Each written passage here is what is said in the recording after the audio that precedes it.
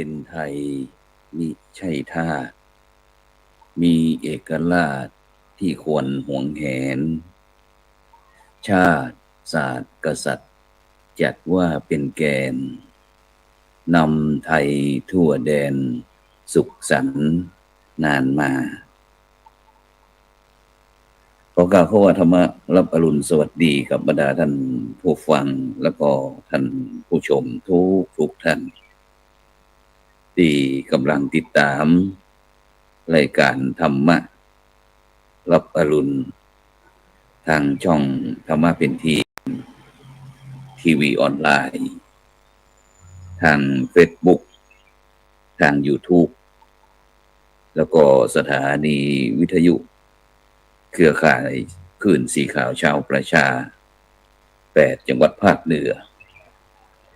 FM 104.50 เมกะเฮิรตซ์วัดฝายหินจังหวัดเชียงใหม่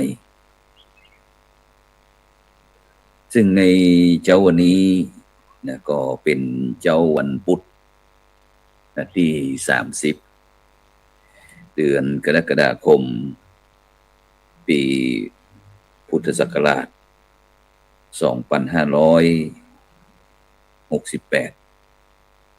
ซึ่งเก่ากับผมอัตมภาพพระครูโสพลปริยัติก็ ได้นำรายการธรรมะรับอรุณมาพบกับบรรดาท่านผู้ฟังท่านผู้ชมซึ่งตามปกตินั้นก็วันพุธนี้ก็จะเป็นท่านพระอาจารย์อธิการรณชัยระนันชโยสัปดาห์ที่1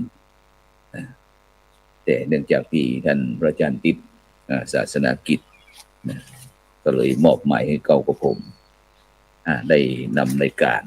มาพบกับบรรดาท่านผู้ฟังท่านผู้ชมเพื่อที่จะได้เสริมธรรมคือกับบรรดาท่านผู้ฟังท่านผู้ชมในตามที่โลกวิกฤต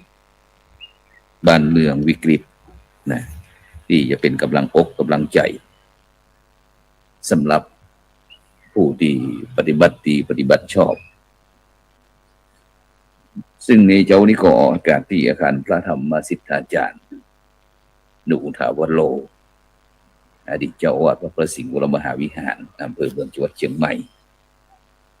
ซึ่งโดยเฉพาะได้นำหลักธรรมคำสอนขององค์พระชินวรสัมมาสัมพุทธเจ้ามาพบมาปะกับบรรดาท่านผู้ฟังท่านผู้ชมจริงก็พูดถึงเรื่องเหตุแห่งความเสื่อมที่เกิดขึ้นในยุคสมัย 5G ยุคโลกาภิวัตน์หลายท่านหลายคนก็แอบว่าพระอาจารย์มันโลกาวิวัตน์ใกล้โลกวิวัตน์ซึ่งเป็นทำเรื่องเป็นซึ่งพูดถึงเรื่องที่ทำให้ชีวิตของเราเนี่ยมันตกต่ำแล้วก็เสียหายเลยเพื่อเป็นการเสริมธรรมเสริมปัญญาแก่บรรดาพี่น้องพุทธบริษัททั้งหลายซึ่งโดยเฉพาะคำว่าเสริมธรรมเสริมธรรมนี่ก็คือเรื่องเสริมความดีคุณงามความดีให้แก่ชีวิตจิตใจส่วนเสริมปัญญา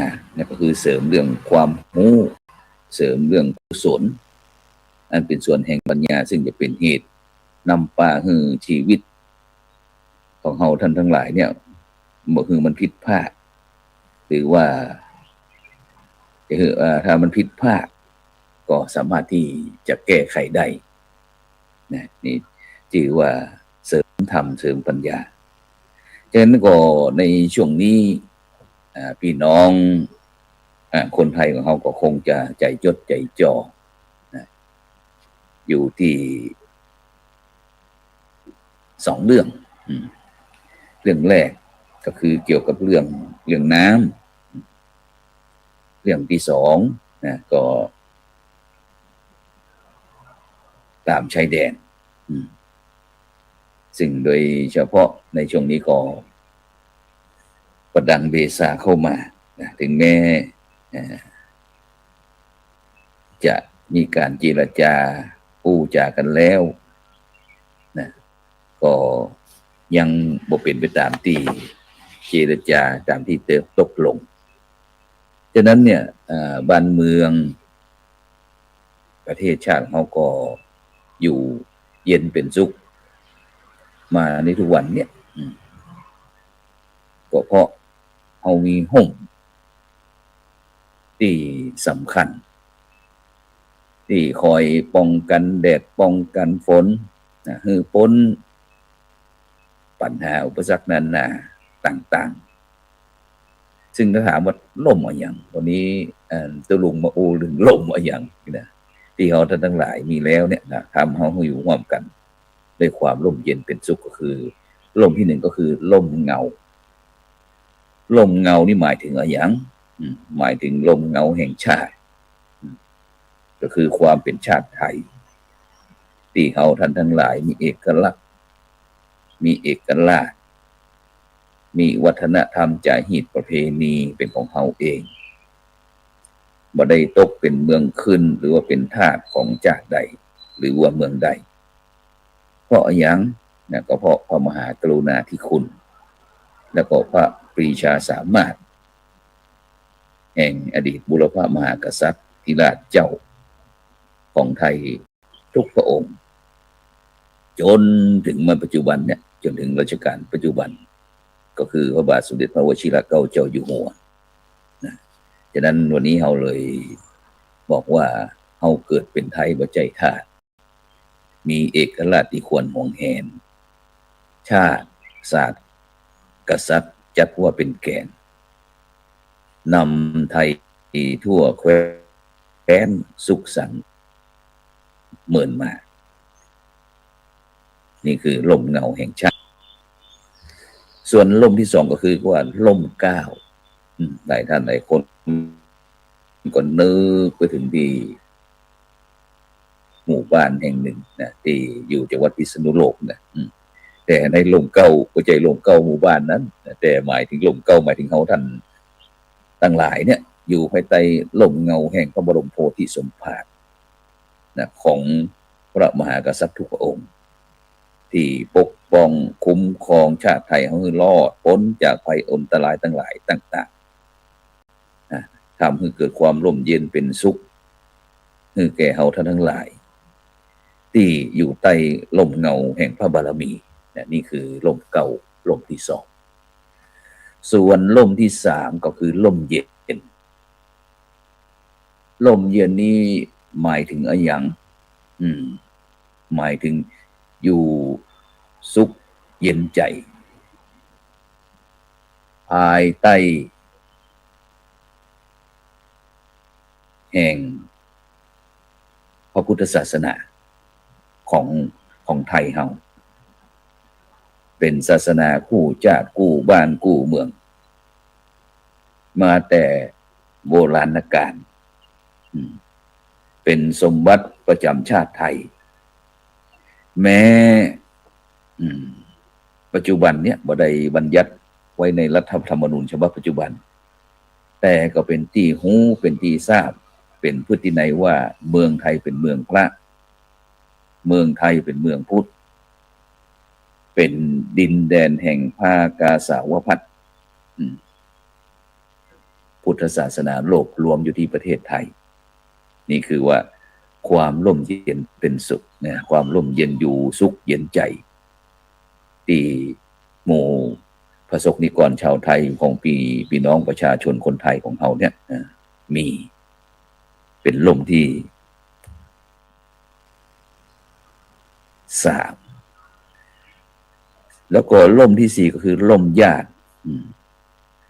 ลมญาตินี่มันใจจองมันใจลมที่เฮาขายคือญาติพี่น้องนั่นนะแต่ลมญาติในนิติอูนี่หมายถึงจะอยู่ดีมีสุขก็มีญาติสนิทมิตรสหายมีพวกพ้องน้องพี่มีเพื่อนบ้านเพื่อนจองที่คอยสนับสนุนคอยเกื้อหนุนอุ้มชูแม้แต่ค คุ้นว่าคนที่เคยใกล้ชิดก็นับว่าเป็นญาติเช่นเดียวกันอย่างที่บรรดาท่านผู้ฟังท่านผู้ชมทั้งหลายเนี่ยอย่างแม่รองคำพรหมมินทร์กับคุณวรสนันท์กับแล้วก็FC ทุกผู้ทุกคนนะจังรายการเขาเนี่ยเขาฮ้องว่าล่มญาติล่มธรรมวิสาสาปรมายาติความคุ้นเคยญาติอย่างยิ่งเจ้ามาแต่ละท่านแต่ละคนก็รายการธรรมะรับอรุณเฮาส่งสัญญาณมาหรือยังนะถึงบรรดาท่านผู้ฟังท่านผู้ชมที่ติดตามตั้งทีวีออนไลน์หลายด้านหลายคนก็อาจจะติดนะอยู่ที่เดี๋ยวก่อนเด้อมีท่านอาจารย์ฮัลโหลครับผมครับจะได้ก็หลวงพ่ออยู่วัดก็ครับผมจะมาขอเซ็นเอกสารอยู่ครับผมนิมนต์เลยเด้อครับผมที่ห้องมาครับครับผมครับสำนักงานเนาะครับผมที่สำนักงานนะครับครับผมครับสวัสดีครับพอดีก็มีสายแทรกมาประสานงานชีวิตเลขาบรรดาท่านผู้ฟังทั้งหลายนะนี่ก็กัลยาณธรรมบอกว่าเพราะว่าจะมีการเซ็นเอกสารเกี่ยวกับเรื่องการเดินทางห้องนะที่เดี๋ยวคุณหลวงพ่อประเทศมังคลาจารย์ได้มอบหมายหลวงพ่อประเทศสิงหวราจารย์ได้ดูแลเรื่องการเซ็นเอกสารเดินทางต่างประเทศอย่างต่างๆวันนี้นะบรรดาผู้ฟังทั้งหลายนะฉะนั้นก็ชีวิตเลขาก็จะได้รับการประสานงานมาว่าหลวงพ่ออยู่ที่ไหนขอบคุณอนุโมทนาตะกี้เขาอู้ถึงเนี่ยก็อู้ถึงเรื่องความคุ้นเคยเป็นญาติอย่างยิ่งเนาะที่ท่านทั้งหลายได้ติดตามรายการตั้งช่องธรรมะเป็นทีของเขาทุกรายการนี่แหละพอลุ้นเหมือนกันว่าในช่วงนี้เขาจะต้องนี่แหละที่เขาได้อู้ถึงเรื่องลมเงาลมเก่าลมเย็นลมธรรมอาศัยความอยู่สุขเย็นใจภายใต้ลมแห่งพระพุทธศาสนาซึ่งเป็นศาสนาผู้จากบ้านเมืองของเขาเนี่ยซึ่งโดยเห็นเนี่ยเราทุกคนอยู่ในโลกในสังคมซึ่งก็ไม่ได้อยู่คนเดียวเนาะไม่ได้อยู่ตัวคนเดียวต้องเปิ่งป้าอาศัยซึ่งกันและกันฉะนั้นเรามักจะได้ยินกรรมที่เป็นว่าน้ำเปิ่งเรือเสือเปิ่งปลาข้าเปิ่งเจ้าเบาเปิ่งนายปลาเปิ่งเสือเรือเปิ่งพายนายเปิ่งเบาเจ้าเปิ่งข้านะนี่เป็นอัญญมัญญะปัจจัยซึ่งอิงอาศัยซึ่งกันและกันฉะนั้นเนี่ยบรรดาท่านผู้ฟังทั้งหลายสิ่งที่เอาในปัจจุบันนี้นะที่ออกมาเจ้านี่ก็คือว่าเป็นห่วงพี่น้องประชาชนคนไทยพร้อมเพื่อนร่วมโลกทุกชาติศาสนาทุกภาษาทุกประเทศนะในปัจจุบันนี้เขาว่าสิ่งที่กำลังบั่นทอนจิตใจหรือว่าทำลายความสุขของมนุษย์คนเฮานี่ก็คือเรื่องกิเลสตัณหาต่างๆนะที่คนเมืองเขาก็วอหูวายถมเท่าไหร่ไม่รู้จักเต็มเรื่องปากเรื่องต้องเรื่องกินเรื่องที่อยู่อาศัยที่รับที่นอนต่างๆซึ่งโดยเฉพาะนะจำเป็นอย่างยิ่งนะที่เฮาท่านทั้งหลายจะต้องลุกขึ้นมานะปัจจุบันนี้เฮาจะหันการเปลี่ยนแปลงตัวนี้ก็ได้ห้องน้องเนกมาอู้กันเกี่ยวกับเรื่องการที่เฮาจะต้องมีการปรับตัวในการที่การดำเนินชีวิตในปัจจุบันเนี่ยโดยเฉพาะเรื่องการรับการนอนการอู้การจาในปัจจุบันนี้เขาจะหันบรรดาลูกหลานกันเต้าเขานี่แม่คืนนี่บ่ใครนอน เนี่ยชอบนอนไม่หวัน แล้วก็ติดอยู่โซเชียลนะอยู่ในมือถือนะทุกวันนี้ถ้าใครบอกมีมือถือนี่บางครั้งนี่โอ้โหอย่างชีวิตนี่นะพยายามทุกคนที่จะไขว่คว้าทุกคนอยากจะมีมือถือแม้แต่จะผิดศีลผิดธรรมผิดกฎหมายบ้านเมืองก็ย่อมนะมีการลักเล็กไม่ใช่เล็กน้อย มีการลักมีการขโมยนักขึ้นโดยเฉพาะเป้าหมายก็คืออยากจะมีมือถืออยากจะเข้าถึงโลกโซเชียลเพราะมันมีทุกสิ่งทุกอย่างอยู่ในนั้นนะมีตึงอยากมีตึงคุณมีตึงโทษมีตึงประโยชน์มีตึงบ่เป็นประโยชน์ทุกสิ่งทุกอย่างฉะนั้นการดำเนินชีวิตในปัจจุบันนี้จะยากขึ้นเพราะสิ่งเล่าต่างๆมันหนักขึ้นนะ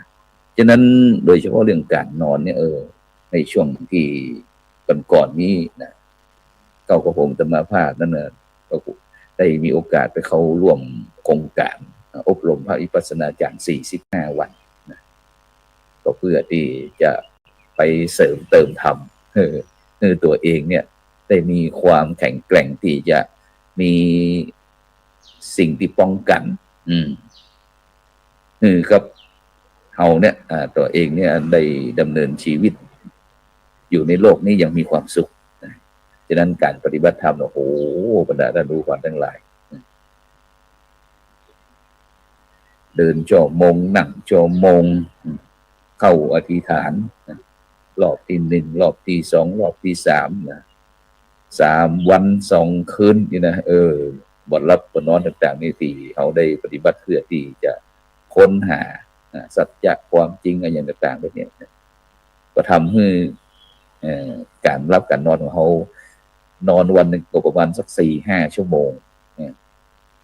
เสร็จแล้วก็ปฏิบัติตามโครงการต่อก็ทำให้เขาได้ประโยชน์เขาได้องค์ความรู้ต่างๆนะที่จะมานำประยุกต์ใช้ในการดำเนินชีวิตนะแล้วก็สามารถนำมาเล่ามามาจาให้กับบรรดาท่านผู้ฟังนะฉะนั้นก็ในช่วงเทศกาลเข้าพรรษานี่ก็อยากจะเชิญชวนพี่น้องพุทธศาสนิกชนตึงชาวไทยต่างประเทศลองเข้าวัดปฏิบัติธรรมดูนะชีวิตของเขาต้องดีขึ้นแน่นอนนะแล้วก็นอนน้อยมันออกกำลังกายกำลังกายเนี่ยไม่ใช่ว่าจะต้องไปเล่นกีฬาอย่างเดียวออกกำลังกายก็คือเรื่องการอย่างเขาต้องดูเรื่องสภาพอายุตัวจะเป็นคือมันเกิดอายุ แต่ว่านี่อันได้หันนั่นพี่น้องคนไทยเขาเนี่ยอันสูงอายุประมาณสัก70-80เพิ่นบอกว่าเพิ่นปั่นจักรยานวันหนึ่งก็ประมาณ30 กิโลจากให้ไขมันความดันเบาหวานต่างๆเนี่ยหายไปปุ๊บทิ้งไปหมดนะไขหัวแฝกยิ้มหันเขี้ยวขาวจั่วอีกนะพอใจเนี่ยก็กู้ชีวิตของเปิ้นนะก็เป็นนักปราชญ์นี่ก็เป็นทางเลือกที่ดีอย่างหนึ่งนะฉะนั้นก็นอนนิดหน่อยแล้วก็มันคิดมันทำมันพินิจพิจารณาในการดำเนินชีวิตนะบ่ให้ประมาทแล้วก็สิ่งนี้ก็ที่มันเกิดก็คือเรื่องความเสี่ยงนั่นก็คือนอนนักแล้วก็ความเสี่ยงที่2ก็คือว่าสภาสีลีแปลว่าอูนักคนเฮายิ่งอูนักก็ยิ่งพิษนักเพราะว่าจะเป็นพิษธรรมวินัยพิษใจนะหรือว่ามีโอกาสนักเพราะยิ่งอูนักตัวใดจุไล่ตัวใดติฉินนินทานักตัวใดนะมันก็ผิดพลาดนักอย่างในปัจจุบันเนี่ยอย่างในสื่อเนี่ยนี่ว่าเป็นห่วงที่เขาเน้นนี่นะว่าพออูนักหลายท่านหลายคนก็อย่างโดยเฉพาะที่เป็นนักข่าวที่พยายามจะสื่อสารอะไรต่างๆเนี่ยจะต้องระมัดระวังโดยเฉพาะความมั่นคงของประเทศชาติของเขานะจำเป็นนะแต่ท่านหลายคนก็ยังว่าฉันนี่เก่งอย่างนั้นอย่างนี้ต่างๆนี่จับกล้องมาถ่ายพวกในปัจจุบันนี่ยังต่างการไทยเฮาโอ้โหนักดีไซน์รับป้องสปายป้องจีบทะนะเพียงเฮายกกล้องไปถ่ายหันถ่ายนี่สักอย่างเนี่ยบรรดาท่านผู้ฟังทั้งหลายฉะนั้นจำเป็นอย่างยิ่งที่เฮาจะ มีมือถือเนี่ยเนี่ยยังเป็นหล่อมากจะโอ้ถึงจะ40 กิโล40 กิโล130 กิโลต่างๆที่เราจะต้องคิดทุกสิ่งทุกอย่างการดำเนินชีวิตนะไม่ใช่ว่าจะต้องเหมือนกับนักข่าวบางจ่องบางอย่างเนี่ยพยายามจะเอาตรงนั้นตรงนี้มาโฆษณาอย่างก็เป็นผู้รู้เป็นนักรบไซเบอร์เนี่ยมันเนี่ยมันไม่ใช่ของจริงนะไซเบอร์เนี่ยมันแค่ตามยุคตามสมัยก็ได้นะดังนั้นจะต้องระมัดระวังเพราะชาติบ้านเมืองของเราหรือว่าพุทธศาสนาเราอยู่ได้เนี่ย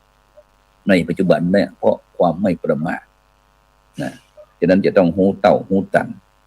ทุกสิ่งทุกอย่างนะบ่จำเป็นบ่ต้อง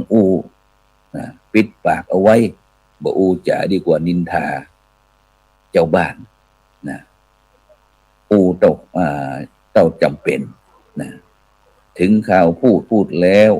ไม่พูดมีแต่บูดกับเน่านะถึงข่าวเล่าแล้วไม่เล่ามีแต่เน่ากับบูดนะฉะนั้นสิ่งตัวนี้ก็สำคัญนะเพราะโดยเฉพาะในปัจจุบันเนี่ยจะขึ้นลงขึ้นศาลจะตุกจะสุกก็เพราะนี่แหละคำพูดนี่แหละนะฉะนั้นจะต้องวิเคราะห์ก่อนที่จะวิจารณ์โบราณบอกว่าจงคิดทุกคำที่จะพูดแต่ไม่จำเป็นต้องพูดทุกคำที่เราคิดถ้าเราทุกคำที่เราคิดอาจจะติดคุกทุกครั้งที่เรานะฉะนั้นปัจจุบันนี้ปัดทอนะเรื่องเรื่องปากเนี่ยขึ้นเป็นคดีความขึ้นลงขึ้นศาลนักหนาป้านนะแม้แต่เก้ากับผมอาตมาภาพเองมันก็ต้องเป็นประธานศูนย์ไกล่เกลี่ยข้อพิพาทภาคประชาชนในปัจจุบันนี้นะแม้แต่ลงแต่ศาลก็ยังบอกพอจะต้องเอาวัดมาเป็นที่ไกล่เกลี่ยเป็นศูนย์ที่พบปะปรับตุกปรับสุขแลกเปลี่ยนเรียนรู้ด้วยกันฉะนั้นปากของคนเขานี่เป็นเป็นว่าเอาไว้เป็น3 ลักษณะนะก็คือคูถาพานีแปลว่าปากที่มีกลิ่นเหม็นเหมือนส้วมแตกปูที่ไหนเกิดความแตกแยกที่หั่นคนหักกันก็เกลียดกันคนเป็นมิตรกันก็ต้องเป็นศัตรูกันเคยเป็นพี่เป็นน้องเปลี่ยนจองเปลี่ยนบ้านแต่แยกคนฮ้องว่าจามันขวานผ่าซากคูถาพานีส่วนลัทธิที่2บุพพานีแปลว่าวาจาที่มีกลิ่นเหมือนดอกไม้คือโดยความสัตย์จริงอย่างที่เป็นไปตกลงนัดปะกันตั้งฝ่ายรัฐบาลฝ่ายทหารนี่นะถ้าฝ่ายไหนที่เจรจาจากันแล้วตกลงกันแล้วนี่คือสัตย์เด้อตรงนี้สัจจะคำจริงเด้อนะแต่ตรงกันข้ามนี่เขาฮ้องว่าบ่ได้เรื่องละนี่นะ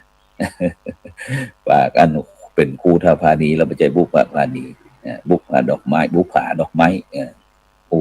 ส่วนลักษณะที่3มัทุลพานี